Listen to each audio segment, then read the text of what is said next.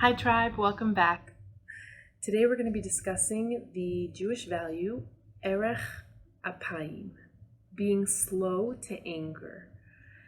Being slow to anger is actually one of the 13 attributes of God.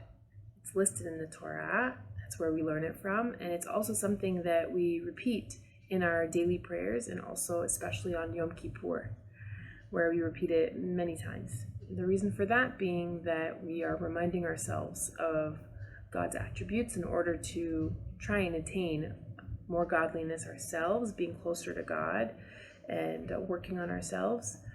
And also as a means of hopefully reminding God, so to speak, of his own attributes so that it may overturn the judgment that he has for us that day, on the day of judgment.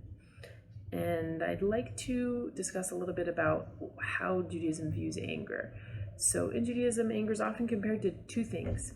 The first is fire, and this analogy, this simile, really makes a lot of sense because it's all-consuming, right? When we suddenly become angry about something, it overtakes us. It can make us literally blind with rage, right? Something that we hear a lot. And we sort of lose our capacity to make choices from a logical place or even from a place that's sincere to who we are. And so to be slow to anger means that if something does make one angry, it's on very firm basis and it's consistent with who you are as a person and your morality.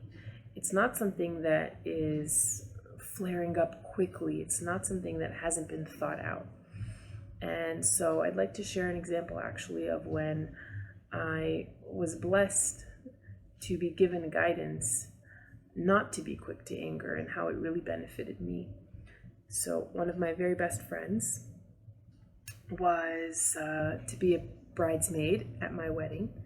And we spoke all the time. We were in constant touch. And during my engagement, she slowly started to become more distant. And we spoke less. I only got one-word responses from her. And I wasn't really sure what was going on with her, but I felt very hurt and very angry because I needed her. I really needed to rely on her. And suddenly when I needed her most, she all but disappeared. And I remember one night it just got so upsetting that I wrote a long angry letter where I said, listen, if you don't want to be friends with me, just tell me now so that we can get that out of the way before the wedding.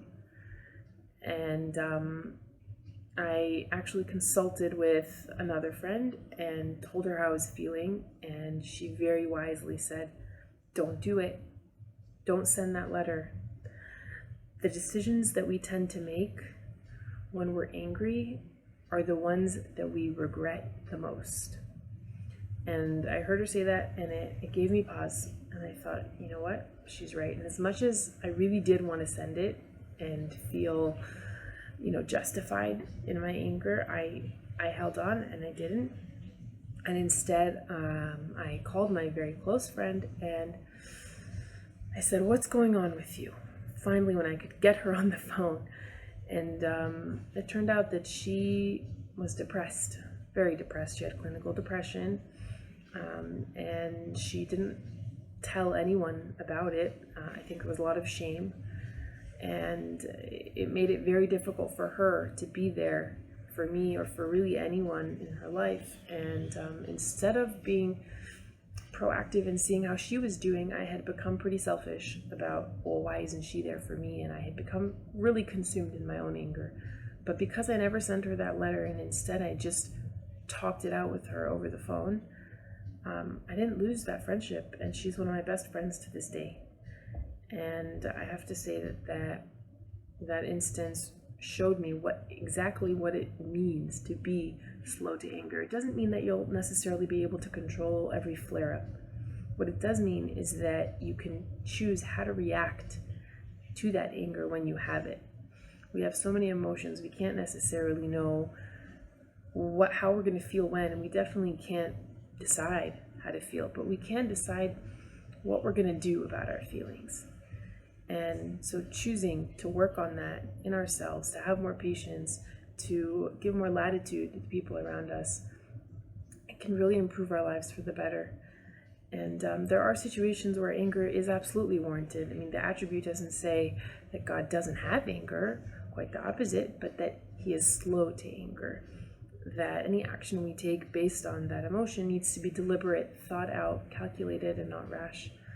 And so I hope that we can take that with us and know when is the right time to hold back and to reflect and to introspect.